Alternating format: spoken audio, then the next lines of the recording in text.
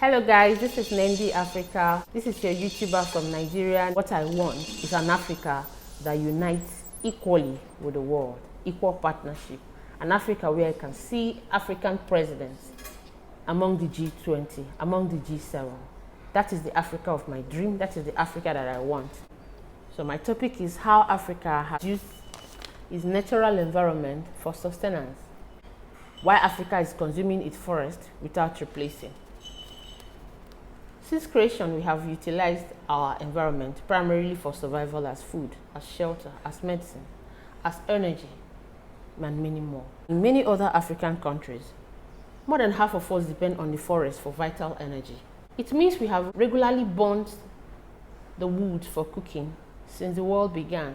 Even though humans' populations were fewer, then it even made sense to cut woods and the rest of them to eat from the forest directly.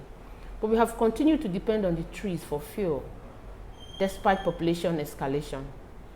Reckless deforestation ended as firewood and charcoal in our various kitchens, while the exotic ones are exported. I have even heard people say that food made using firewood tastes better. How can annihilation of our environment taste better? We should be concerned about the impact on our forest. How about the caterers who regularly inhale this smoke emission? Red and brown teary eyes perpetually fanning the flames to get our food cooked and to serve them on our tables. Today, shrubs are fast replacing the trees and the sand overtaking the shrubs. Many species have gone extinct. I dare ask you, how many Iroquois still exist in your village, in your community, and in my community? That may be going too far. Let's even ask how many trees of guava, pepper fruit, we still have. A lot of them in Nigeria are imported from other countries, from neighboring countries. You ask a woman who sells pepper fruit, "Madam, what type of pepper fruit is this? Or is your pepper fruit nice?" She tells you it's imported. This one is imported. This guava is imported. This other one is imported. So where you see guava, the last time I checked, where I saw guava was at ShopRite. I saw guava at Spa, and I priced two guavas were about $2, and I was really shocked. And I remember that the guava of my grandmother that we usually climb, I remember that it has a slippery skin, and all have ended up in memory, and I miss guava. How about pepper fruits? The frightening questions are, how many more trees will we exterminate before the desert overruns us? How many more trees will we cut down before we are washed away by floods and unusual erosion? What will protect Africans from the bare burning sunshine, directly warming humans and animals alike?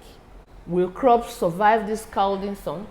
Will the birds land on sand and not find a tree to roost? Aren't the water bodies diminishing and the streams throwing in its towel? I remember as a child, many streams we saw when we were children. Many streams, some of us have said that the streams where we used to swim, where we used to play, where we used to fetch water, that they went back to that stream and it was just a dot. The trees are diminishing.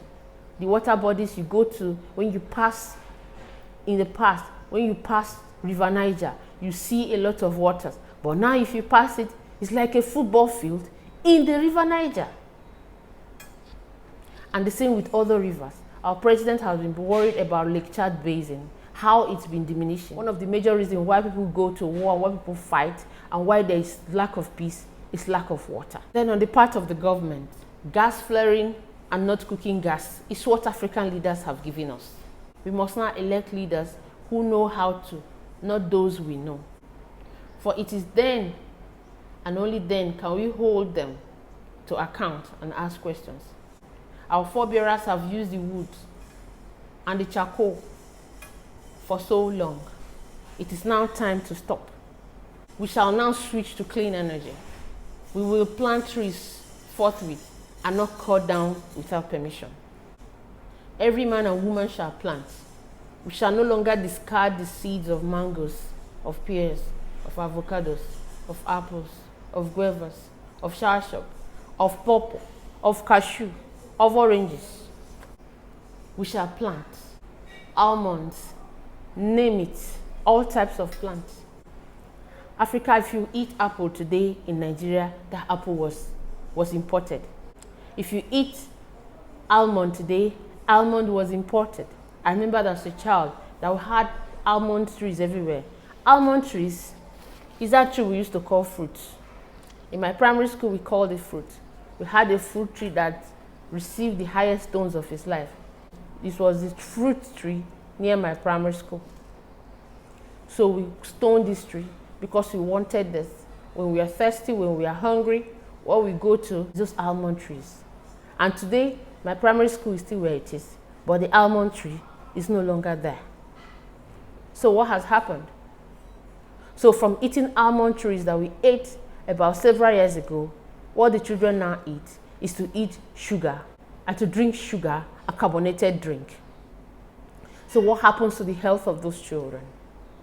From the early on, they have started consuming sugar recklessly because there are no almonds, there are no mangoes, there are no pepper fruit. Those were the things that entertained us. He was the best stoner. This person stones the best. This person is the best the targeter. When he targets that apple must drop. It was fun.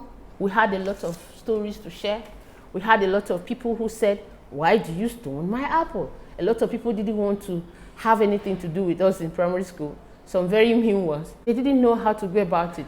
It was near a primary school, it was near a primary school. Some people took it lightly. Some people reported it to our headmasters and our principals. Some others went about tying those trees with red cloth. I know what red cloth means in Africa. It's a dread, it's a terror, it's danger. Do not get near a red cloth. Red cloth means if you drink it or if you eat it, you're going to have brain fag. I remember a very old man who told us that if we eat the fruit from his tree, that he's going to give us brain fatigue. I never knew brain fatigue until I got into secondary school. Wherever you had your tree near any primary school, you were going to entertain us. But now we do not have them. They have cut them off. They are no longer there.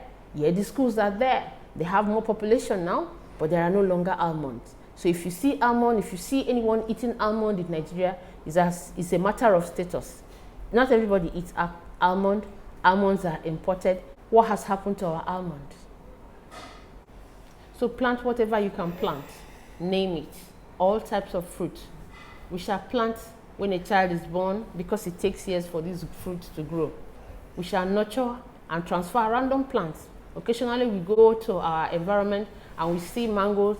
Africa, can anything sprout anywhere?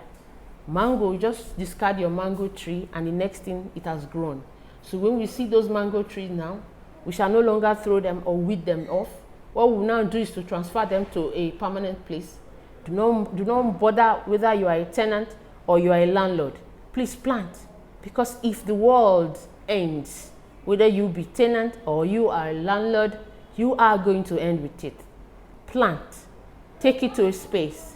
Even if your landlord says you will not plant, go to another environment, plant it there. Leave it on the road. Let it grow. There must be a space near your bathroom, in your compound, where you can plant. If you can't plant, go give it out to anybody. Go give it to those people who sell flowers. Go give it to those horticulturists if there is no place to plant. But I doubt, because if there is a place to play, no matter how small, that place is okay to plant. We shall transfer and nurture, identify all suitable positions. We shall plant whether we be landlord or tenant. We shall plant in our gardens and farms. Let there be trees in every compound. Know that if we consume the remaining of what is left in our environment without replacing them, we will all perish. God bless Nigeria, God bless Africa, and God bless the world. Thank you so much for listening. This is Nendi from Nigeria.